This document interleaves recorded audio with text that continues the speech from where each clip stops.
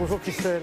Bonjour Thierry. Bon, j'ai amorcé le sujet, j'ai parlé de réalité virtuelle. On connaît plus la réalité virtuelle quand on parle des jeux vidéo pour les enfants, mais ce qu'on ne sait pas, c'est que la réalité virtuelle, ça peut être formidable quand on parle de santé et plus précisément, vous me direz si je me trompe, de kinésithérapie. Kinésithérapie, absolument. C'est vrai que la réalité virtuelle est bien investie le monde de la santé dans différents domaines. Par exemple, il faut savoir que certains chirurgiens répètent des gestes très techniques, très difficiles, grâce à la réalité virtuelle juste avant une intervention. Il y a aussi des phobies qui sont prises en charge par la réalité virtuelle, comme l'arachnophobie. Quand on a peur des araignées, on met des masques et on voit les araignées partout et ça permet de prendre en charge cette phobie. Et puis, c'est vrai que maintenant, il y a la réalité virtuelle dans la kinésithérapie.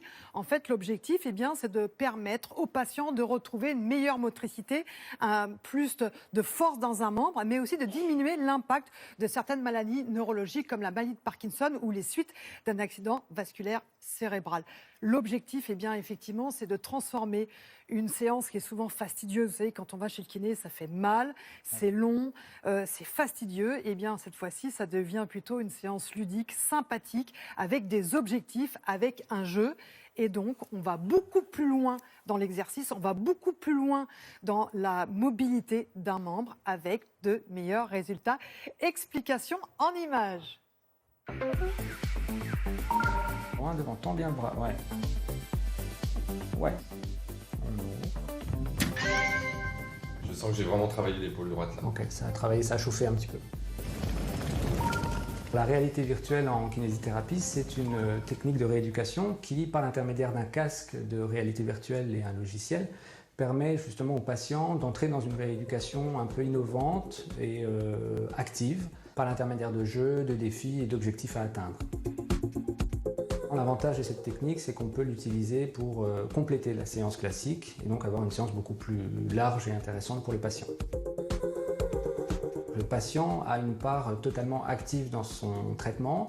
Il est proactif en fait, il ne reste pas passif, allongé sur la table, donc il est vraiment dans le mouvement. C'est ce qu'on cherche, notamment dans la plupart des rééducations orthopédiques, etc., pour récupérer le mouvement perdu.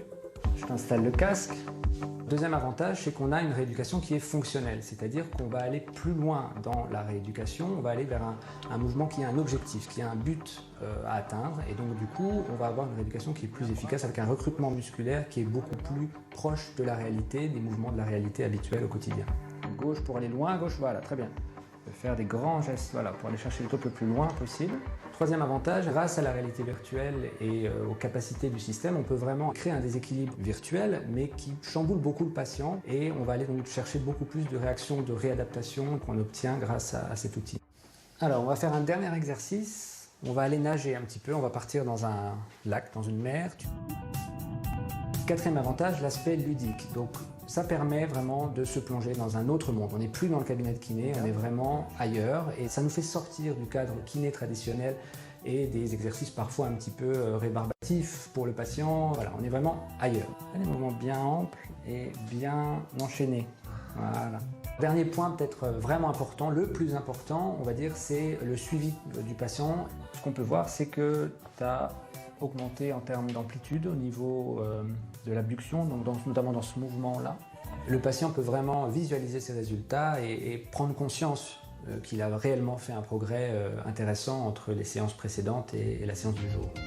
Allez, on y va doucement. C'est une technique qui est particulièrement adaptée à tout ce qui est troubles orthopédiques, traumatologiques, donc par exemple des problèmes d'épaule, des problèmes de genoux, tout ce qui est lié à la neurologie également, donc suite post-AVC par exemple, ou tout ce qui est troubles de l'équilibre également. Ah, c'est formidable cette réalité virtuelle. Hein. Formidable, et ça investit maintenant des hôpitaux, en particulier en pédiatrie, à l'hôpital Los Angeles.